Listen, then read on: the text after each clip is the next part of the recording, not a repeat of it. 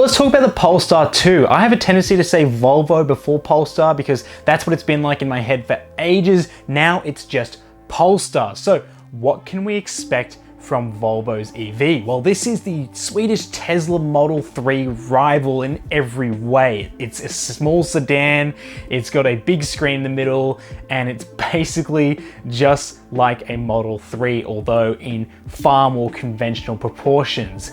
So, these are the headlining specs that we know. It's got a 78 kilowatt hour dual motor setup, and it's going to be producing 300 kilowatts or 400 horsepower at the crank. So it's going to be an all-wheel drive monster, and it's going to be pretty bloody quick. It's got a WLTP range of 470 kilometers. So it's a very respectable EV. And why am I getting very excited about it? Well, this one actually has been confirmed to come to Australia. So the big news is this thing will be rivaling the Model 3, which is arguably one of the best selling electric cars in Australia, and the price point should be primed to make this a formidable competitor.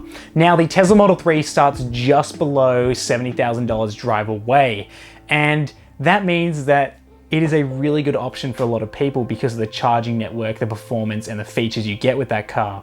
The Volvo has got a very good interior. It's been very thoughtfully designed. It's got Google Assistant. It's got like a version of Android as its operating system, and it's a very, very good car to drive from what we know out there on the internet. It's done laps to the Nürburgring, it performs very well, it is a great ground up EV, and it's going to be a very interesting alternative for people who might be too scared of a technological leap to the Model 3 than they would have, say, going into something like a Mercedes electric car or an Audi electric car. And those are very high up in the price point compared to what the Polestar 2 is targeting.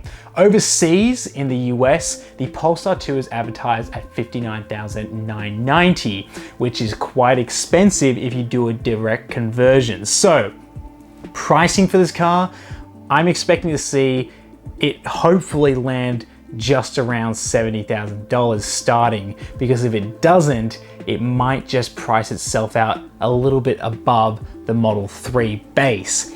However, the actual spec it's in, which I'm guaranteeing Polestar knows that it is worth more in its sum of parts than that base Model 3, will be going against the car I tested, which is the Model 3 Long Range, which is all-wheel drive, has a fairly long range in its name, and it is a bit more expensive, and it will definitely go in to try and undercut that car. However, most people see the starting price in EVs as the entry price for them. So if they see a more expensive price than a Model 3, I'm not sure how it's going to sell in Australia on its first couple of months of release. It should be one of those cars to convince a lot of people who don't want the crazy look of a Tesla, but want the performance of a nice EV that's quick. So it's around the mid 4 seconds in terms of hitting 100 kilometers an hour, which is plenty fast. It's all-wheel drive, so people will feel confident taking it down to the snow, for example, and it's got a lot of boot space as well. So it's one of those cars that it's a ground up EV, it's not overly expensive, and it's gonna come here and fight for your attention if you're considering buying one. Now, when will it arrive in Australia? Well, we're looking at a late 2021 release, early 2022. You're not gonna believe me, but I did see one out on the road in late 2020. It was just driving past, and because this car is available only in some very dull looking colors, I say dull, but they're just very conservative, very Swedish, very Volvo, and it just blended in with the traffic. It drove past, I knew exactly what it looked like. I saw it, couldn't believe my eyes. I tried doing an illegal U-turn to get to it, but to my dismay, I could not chase it to get a photo. It was out here testing in Australia in late 2020. It's set to do its official release in 2021, around November, December. Hopefully we should see some on the road by, unless it's gonna get pushed back because of this chip shortage. Now let's hope that price is fair, and I'm hoping these sell a lot because I've heard people who own them, like some famous YouTubers own them, they love it. So the more better EVs that are out there, like these ground up builds, I'm not really a big fan of Mercedes and what they're doing at the moment. They're taking petrol platforms and turning them into EVs, and it's great to rush them out the door and get people into EVs, but when you buy, you want to buy right, and you want to buy one that's built from the ground up.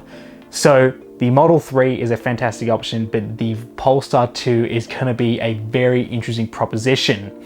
Now let's hope I can get my hands on one to tell you what it's like in person, to compare it to the Model 3, because I've had a very extensive time with the Model 3 and I want to let you know everything about that. So to make that happen, make sure you leave a like, leave a comment in the video if you would get a Polestar 2, and I'll see you in the next one.